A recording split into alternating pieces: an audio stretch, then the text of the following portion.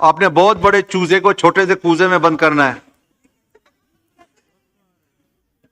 Sir वो पिछली 5 साल की जो प्रैक्टिस है वो बड़े तवील दोहराने की है। मैं कोशिश करूंगा इसको जितना जल्दी समेट सकूं।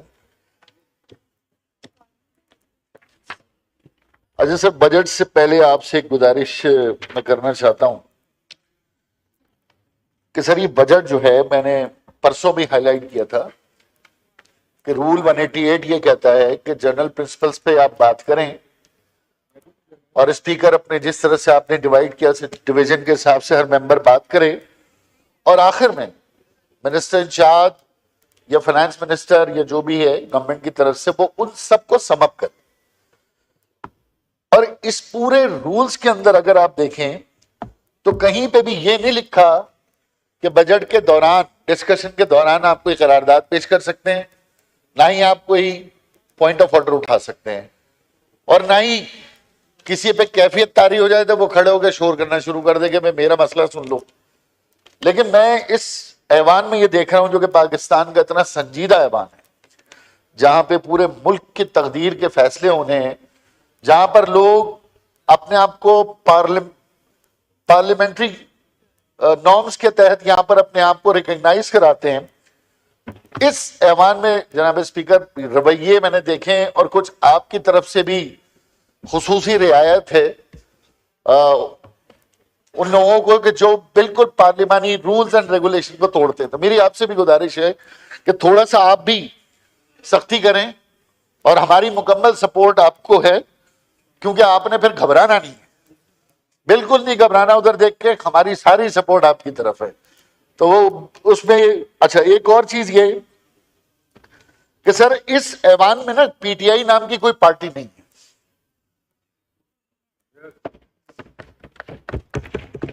इस ऐवान में पीटीआई नाम की कोई सियासी जमात एग्जिस्ट ही नहीं करती। तो यहां पर मुख्तलिफ तकारीर हो रही हैं और आज भी मैं देख रहा हूं अदालतों में भी यही बहस हो रही है। यहां पर अभी भी ये तय नहीं है, बहरहाल यहां पर सुन्नी इत्तेहाद काउंसिल एक जमात है, वो जमात एग्जिस्ट करती है, उस जमात के बारे में बात हो सकती है, उस जमात का नाम लिया जा सकता है। बाकी जो मेंबर किसी जमात का ही नहीं है, उस जमात का इस हाउस में नाम ही नहीं लेना चाहिए। वो तो स्ट्रेंजर है, वो तो बिल्कुल एक अजनबी सी बात है। और एक बात और कहूं मैं, अभी तो अदालत ने फैसला करना है। ये तो बड़ा अच्छा काम हो जाएगा कि जिसके बाद 10-12 अरब रुपए हो, वो 200 बंदा इकट्ठा करे, एक सियासी पार्टी बनाए और उसके बाद एक टेंट लगा ले कहीं डी चौक पर, क्या हो भाई आजाद उम्मीदवार, जीतते जाओ तो आते जाओ, जीतते जाओ तो आते जाओ, हैं? और वो कोई 20, 25, 50 बंदे जमा करके उसमें वजीर भी बना ले, वजीर आला भी बना ले। तो ये तो एक नया काम शुरू हो रहा है इस मुल्क का। लेकिन मुझे उम्मीद है कि अदालत इसमें फैसला देगी। और आखिर में सर ये भी है कि लोगों ने यहां पर, बड़ी बात होती है, लोगों ने वोट दिए कि भाई बड़े नजरियाती लोग ऐवानों में जाएंगे, लेकिन यहां पे मैं देख रहा हूं नजरियाती कम नफ्सियाती ज्यादा आ गए हैं। ऐसे ऐसे दौरे पड़ते हैं, ऐसी ऐसी कैफियत तारी होती है। मेरी गुजारिश ये थी, मैंने कहा लोगों ने वोट नजरियात की बुनियाद पे दिए हैं कि नजरियाती लोग ऐवान में जाएंगे, लेकिन यहां नजरियाती कम और नफ्सियाती ज्यादा नजर आ रहे हैं। अब बजट पे आता हूं। अब बजट सर मेरा समय शुरू होता है अब। अच्छा सर बजट में सबसे पहले तो आपका बहुत शुक्रिया।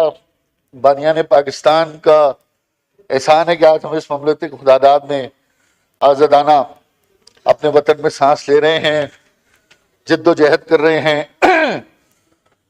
पहली चीज तो ये कि सर इस कॉन्स्टिट्यूशन में बहुत सारी एम्बिग्विटीज है, बड़ी जगह है इस कॉन्स्टिट्यूशन में रिफॉर्म करने, क्योंकि ये बैक वक्त इस कॉन्स्टिट्यूशन में फेडरल रिपब्लिक भी है, ये डेमोक्रेटिक रिपब्लिक भी है, ये इस्लामिक रिपब्लिक भी है। तो मेरी गुजारिश है, जिस तरह पूरी दुनिया में होता है कि आइन के अंदर मुतवातिर तब्दीली के लिए नेशनल असेंबली में या सेनेट में एक मुस्तकिल कमेटी तश्कील दी जाए जो इस आइन के अंदर इसमें तब्दीली को प्रपोज करती रहे। अब यहां पर एक वजीर साहब ने कहा कि वो शैडो बजट वाली बात, सर हम तो पिछले 10 साल से सूबे सिंध में भी मैं, मेरी राना अंसार अपोजिशन लीडर थी और अभी अली खुर्शीदी, हम मुसलसल शैडो बजट पेश करते हैं और यहां पर इस हाउस में मुसलसल फारूक सत्तार भाई शैडो बजट एमक्यूएम की तरफ से पेश करते रहे और इस बार भी हमने शैडो बजट पेश किया है। अब शैडो बजट का मकसद, अच्छा ये सिर्फ एमक्यूएम पेश करती है, ये पूरे पाकिस्तान को मैं बताना चाहता हूं कि जितने तवातुर से गुज़िश्ता 15 साल से लगातार अगर कोई जमात, और भी जमात होगी, किसी ने कभी दिया होगा किसी ने कभी, लेकिन लगातार अगर कोई बजट पेश कर रहा है शैडो, तो वो सिर्फ एमक्यूएम के नुमाइंदे हैं जो सूबाई असेंबली और कौमी असेंबली में। और उसमें एक चीज और है सर, बजट में मैं तजवीज देना चाहूंगा, यहाँ पे मैं चीफ मिनिस्टर सिंध मुराद अली शाह की तरह तारीफ करता हूं कि सर उसने पेपर को, बजट में जो पेपर्स थे उन्होंने बजट को पेपरलेस कर दिया। तो यहां पे भी कोशिश है कि ठीक है रिकॉर्ड के लिए मैं हार्ड कॉपी चाहिए, लेकिन बजाय मेहरबानी ये जो 15-15 किलो 20-20 किलो की किताबें हैं इनको यूएसबी में समेट दिया जाए और सिर्फ 4 किताबें में पकड़ा दी जाए, पीएचडीपी है, बजट इन ब्रीफ है, बजट एट ए ग्लांस है, बस ये 3-4 किताबें हमारे लिए काफी, बाकी यूएसबी में दे दी जाए। तो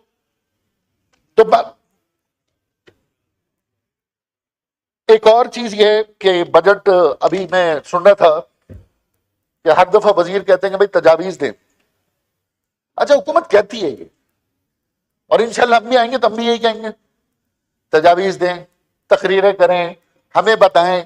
सिंध में भी यही होता है और इंशाल्लाह ताला हमारी बारी आएगी तो हम भी इसी तरह बेइज्जत बने बैठे रहेंगे, सुनेंगे तकरीरें, कबूल कुछ नहीं करेंगे, ना अपोजिशन का ना इत्तेहादियों का।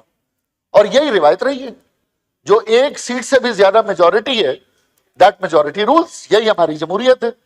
उसके बाद हम जो भी तजावीज देते रहे।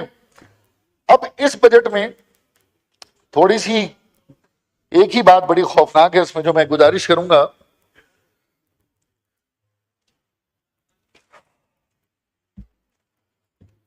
सर ये रेवेन्यू रिसिप्ट, कैपिटल रिसिप्ट और एक्सटर्नल रिसिप्ट, इसके साथ ये बजट हमारे पास मौजूद है। और इसमें जो मैंने देखा है page number 5 budget in brief, इसमें जो हमारा टोटल बजट है वो एक्चुअली 10.37 ट्रिलियन है, जिसको हम 8,500 रुपए लोकल बोरोइंग के साथ मिलाकर 18.8 ट्रिलियन कह रहे हैं। अब ये 8,500 रुपए कहां से आने हैं, ये तो गवर्नमेंट ने यकीनन करना है, इसमें हेड दिए हैं कि बैंक बोरोइंग है, एक्सटर्नल रिसिप्ट है, प्राइवेटाइजेशन प्रोसीड है। मेरी गुजारिश ये सर कि असल में ये बजट 18.8 ट्रिलियन का नहीं है, क्योंकि असल बजट तो इस किताब में है ही नहीं। असल बजट जो है वो एबीएस के अंदर होता है, एनुअल बजट स्टेटमेंट। और अगर एनुअल बजट स्टेटमेंट में आप देखें तो एनुअल बजट स्टेटमेंट के अंदर असल बजट यहां पर है पेज नंबर 1 पर, समरी ऑफ द रिसिप्ट्स, और ये बजट है 24.3 ट्रिलियन का। और जब मैंने 24.3 ट्रिलियन का ब्रेकअप निकाला तो स्पीकर साहब मुझे ये पता चला कि 5.1 ट्रिलियन इस बजट में एक्सपेंस दिखाया गया है जो कि रेवेन्यू में नहीं है। और जब 5.1 ट्रिलियन को मैंने डॉलर्स में कन्वर्ट किया तो वो फिर आया 18 बिलियन डॉलर। तो 18 बिलियन डॉलर के इस बजट में एक्सपेंडिचर दिखाए गए हैं, लेकिन वो 18 बिलियन डॉलर कहां से आना है वो इस बजट के अंदर कोई सोर्स नहीं।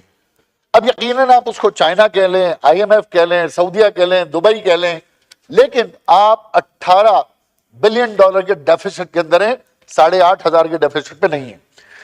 एक और चीज जनाब मैं ये भी बताना चाहूं कि ये जो आपका बजट है, अभी यहां तकरीर की कुछ लोगों ने और मेरे मेंबर्स ने ये कहा कि भाई ये इनडायरेक्ट टैक्स कम होना चाहिए। साहब 9 मिनट हो गए हैं, वाइंड अप करें प्लीज। चलो घर चलो, वाइंड अप करें, 9 मिनट हो गए थोड़ा सर। डायरेक्ट और इनडायरेक्ट टैक्स है, यहां पर रहमान में कह रहे हैं, मेरे पीपल्स पार्टी के दोस्त भी कह रहे हैं, पीएमएलएन भी कह रहे हैं, और शायद पीटीआई के लोग भी कह रहे होंगे, पता नहीं बजट पे इन्होंने तकरीर की है नहीं की मुझे नहीं पता। लेकिन इनडायरेक्ट टैक्स जब भी बढ़ता है आम आदमी पे प्रेशर आता है, आम आदमी पे लोड आता है। ये जो बजट है इसमें भी जनाब स्पीकर इनडायरेक्ट जो है हमारे पास जो परसेंटेज है, अगर आप देखें तो वो 42% हमारा डायरेक्ट टैक्स है और 57% हमारा इनडायरेक्ट टैक्स है। अच्छा, यहां पे बात हो रही है, पाकिस्तान पीपल्स पार्टी के रिप्रेजेंटेटिव ये बात कर रहे हैं कि भाई इनडायरेक्ट टैक्स आपको कम करना है और डायरेक्ट बढ़ाना है। सूबा सिंध के अंदर 92% इनडायरेक्ट टैक्स है और 8% डायरेक्ट टैक्स है। यानी जहां पर तो हम बात कर रहे हैं कि इनडायरेक्ट टैक्स को आप कम करें, लेकिन जहां जहां हुकूमत है वहां इनडायरेक्ट टैक्स जो है 92% है। इसी तरीके से स्पीकर साहब, मैं ये भी कहना चाहता हूं कि फिर उसके बाद ये पैसा सूबों को चला जाता है एनएफसी के जरिए और 7.2 ट्रिलियन सूबों को चला जाएगा। अब सूबों को जो जाता है, सर एक बड़ी करेक्शन कर रहा हूं, मैं सिंध असेंबली में भी ये करेक्शन कर चुका हूं। बड़ा शोर होता है आइन का आर्टिकल 158 हमारी 10 मिनट हो गए हैं, आपके 10 लोग और रहते हैं और आपकी पार्टी का टाइम खत्म हो चुका है कल से, तो काइंडली प्लीज वाइंड अप करें प्लीज, मैं गुजारिश कर। आप थोड़ा दिल लगा के सुनेंगे तो आपका भी दिल लगेगा। मैं दिल लगा हुआ है मगर आप चूजे को बंद नहीं कर रहे। सर अगर इधर उधर की बात करूं तो बेशक आप माइनस कर दीजिएगा मुझे। अच्छा सर, 158 का जिक्र होता है, अगर तो किसी के पास दलील है तो इसका जवाब दे, वरना आइंदा आर्टिकल 158 पे बात ना करे। ये जो नेशनल फाइनेंस कमीशन में पैसे मिलते हैं, इसमें तमाम सूबे गैस की रॉयल्टी भी लेते हैं, नेचुरल गैस पे रॉयल्टी लेते हैं, क्रूड ऑयल पे रॉयल्टी लेते हैं और नेचुरल गैस पे एक्साइज ड्यूटी भी लेते हैं। अरे जब तुम गैस के पैसे ले लेते हो, जब ऑयल के पैसे ले लेते हो, तो फिर विभाग से कैसे आप चीख के कहते हो कि जी आइन का आर्टिकल 158 कहता है पहले हमें गैस दो। या तो गैस लो या गैस के पैसे छोड़ो। पैसे भी चाहिए और गैस भी चाहिए, और हम अपने अपने सूबों में बेवकूफ बना के रखा हमने अपनी आवाम को। और एक और इसमें ये बस वाइंड अप करें प्लीज, प्लीज वाइंड अप करें 30 सेकेंड्स। मुझे तो मजा ही नहीं आया।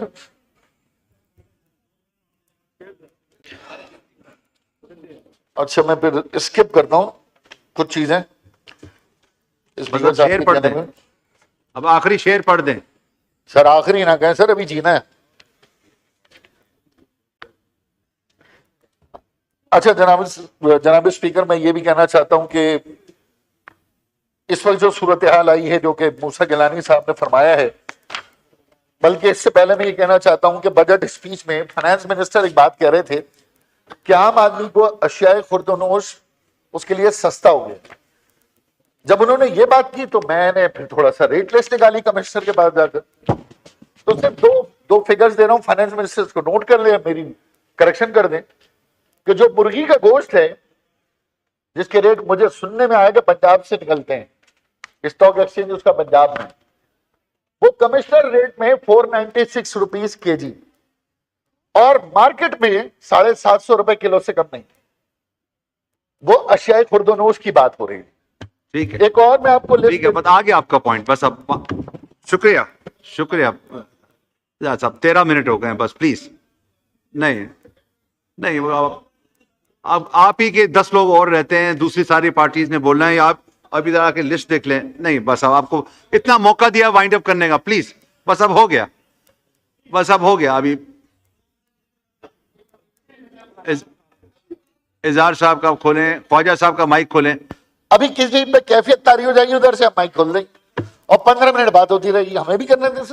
वाइंड अप करें प्लीज। अच्छा सर, इसी तरह से फाइनेंस मिनिस्टर को मैं बताना चाहता हूं कि जो लिस्ट कमिश्नर रेट है, जो लिस्ट कमिश्नर रेट है, मैं पढ़ नहीं रहा, मार्केट में कहीं पे भी उससे 100-150 रुपए किलो से कम कोई अशियाए खुर्दनोश नहीं है। ठीक है, इन दी एंड बस ये आखिरी पॉइंट।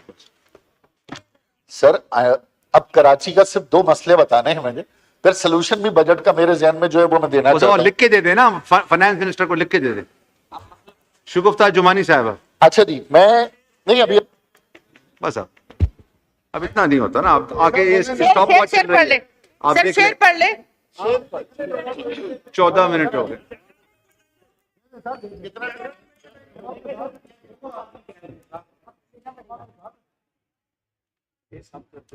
ये ख्वाजा साहब का माइक खोलें। Khwaja Sahab please 30 seconds. मूसा गिलानी साहब ने जुनूबी पंजाब की बात की, मैं कराची में बात कर रहा था तो मुझे फिर जुनूबी पंजाब याद आ गया। मैं बिल्कुल मूसा गिलानी साहब आपके मौक़िफ़ की 100% सपोर्ट करते हैं। जुनूबी पंजाब सूबा बनना चाहिए और पाकिस्तान में और भी सूबे बनने चाहिए।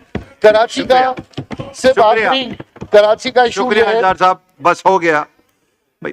मेंबरान से गुजारिश है कि अपने अहम नुकात जो हैं वो अपनी तकरीर की शुरू में कर लिया करें। इस अब के बाद 8 मिनट से ज्यादा हर स्पीकर को नहीं दिए जाएंगे काइंडली। आप ही पार्टी सब ने लिस्टें दी हुई हैं जो कि हमने कल वाइंड अप स्पीच है फाइनेंस मिनिस्टर की, और उससे पहले सबने बोलना है। ये एससीआई की लिस्ट पड़ी है, पीएमएलएन की लिस्ट पड़ी है, तो ये काइंडली हमें ये प्रेशर है कि सबको मौका मिले। शुगुफ्ता जुमानी साहबा। बहुत शुक्रिया जनाब डिप्टी स्पीकर साहब।